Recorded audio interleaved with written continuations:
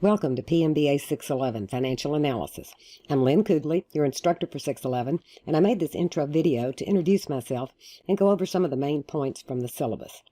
If you don't have a copy of the syllabus in front of you, I suggest you pause this presentation and get one so you can follow along. I'm only going to hit the high points. The syllabus is very long. It's meant to try to cover just about everything about this course from start to finish.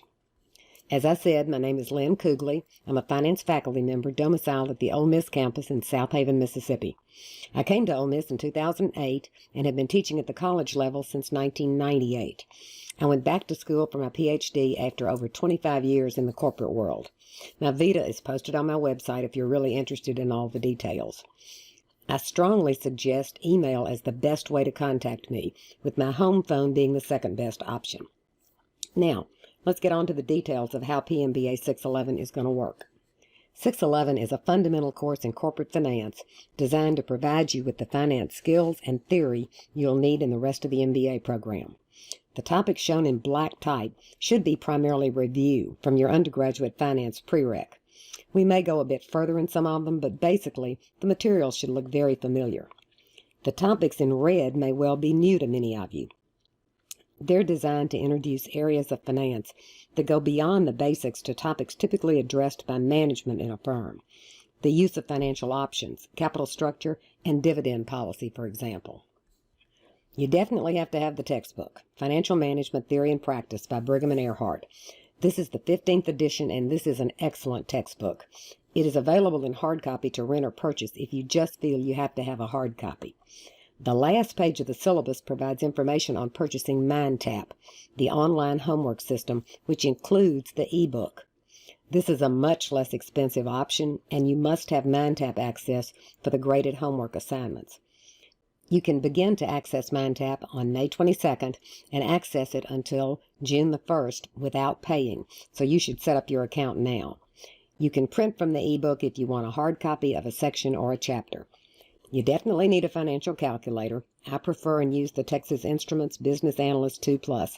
It's about $30. They have them at Amazon, Walmart, Office Depot.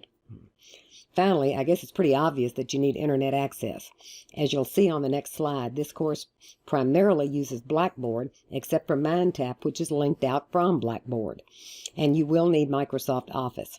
We'll be using Word, Excel, and PowerPoint.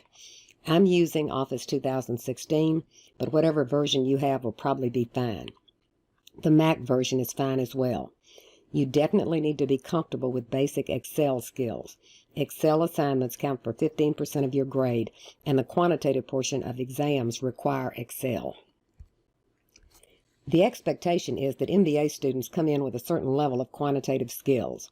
Math, basic algebra, order of operations, statistics, probability distribution, standard deviation, financial calculator, efficient use of the available functions, Excel, basic numeric entry and manipulation, copying, relative addressing using the functions. Some of these areas may have gotten a bit rusty.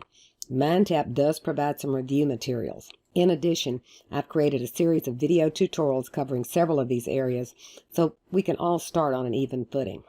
A set of 6 videos reviewing material you need to bring into 611 is posted on Blackboard under Pre-Course. A second set of 12 tutorials are posted with the units of study to help clarify some of the more complex calculations. The 6 pre-course tutorials cover the TI Business Analyst 2 calculator, order of operations, manually and in Excel, Excel basics, standard deviation, and weighted average. As you can see in the list, there are also 10 tutorials from Microsoft and 4 from GCF, specifically covering Excel 2013 topics. These are all very well done and worth the time to watch. None of these are required per se, but I strongly suggest you take the time to view any for areas you feel you need to review. If you watch them all, the time is about an hour and 15 minutes. Links to all the tutorials are posted in Blackboard. These pre-course videos are under pre-course and also under all tutorials. There are 12 videos addressing specific topics in the units of study. Each is posted with the unit and in all tutorials. Again, these are not required viewing, but if you're having trouble with any of these topics, watching a brief tutorial working through a problem step by step may help. If other topics arise as the semester unfolds, additional tutorials can be added. The video tutorials and the lesson lectures are embedded links that take you to a YouTube posting of the video. You can speed up the playback up to 2 times the speed, Daffy Duck speed, slow it down, pause it. You can show them as posted or full screen. As you can see from the list, just about everything is in Blackboard. Everything related to a unit of study is posted together and opens or becomes available together. Each lecture video is closed captioned and also has an associated PDF file of the PowerPoint slides and the notes posted with the unit. The PDF file can be viewed on a PC, transferred to an iPhone or iPad via Dropbox, or to a Kindle or Android device using Box, and viewed there for review. Since this is an online class, communication is critical. I check my email all the time, so that's always the best way to contact me. Please include Pmba611 in the subject line so the emails won't go to junk mail by accident. And also, please use your full name in the text so I'll know for sure who you are, because sometimes email addresses and names don't match up. If you do not get a reply from me within 24 hours, something is probably wrong, because I am well known for answering emails quickly.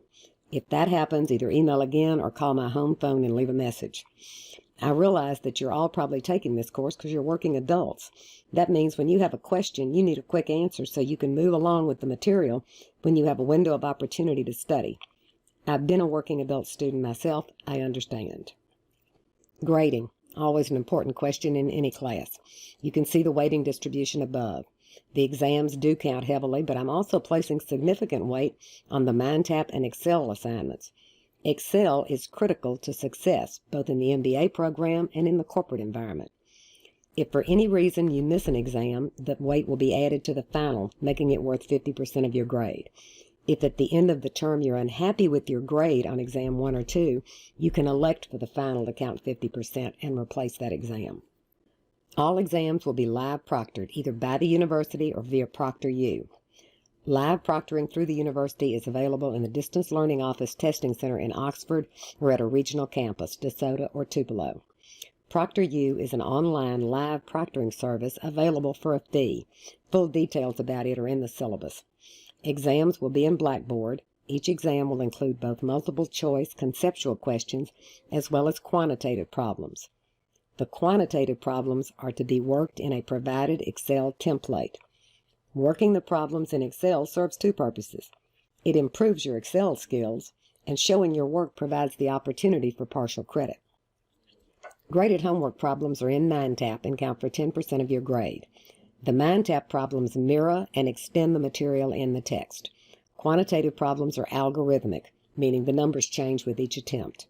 You can attempt each question 3 times with the system recording your average score under a system termed Do No Harm. If you attempt a problem a second or third time, your score will only be averaged if it doesn't lower your average. As I said, a certain level of skill with Excel is really critical for success in the MBA program and in the corporate world today. At this point, you should all have basic Excel skills. These assignments will build on those basics and expand to include familiarity with the financial functions available in Excel. Each chapter has an associated Excel assignment which is posted in Blackboard with the unit. These are to be done independently, but if you email me, I will provide reasonable feedback.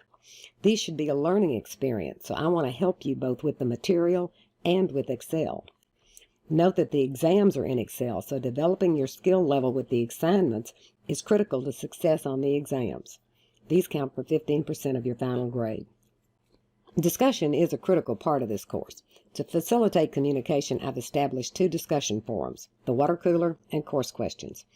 The goal is for all of you to communicate with each other as well as with me in much the same way you would if we were all in a live class together. Many times your questions can be answered by another student before I answer it. Using the discussion forums will make the questions and answers available to all. Your first assignment is to post an introduction in the water cooler. Tell us about you. My intro is already posted. This is an online class, not a correspondence course. As such, we'll work through the material together. No working ahead.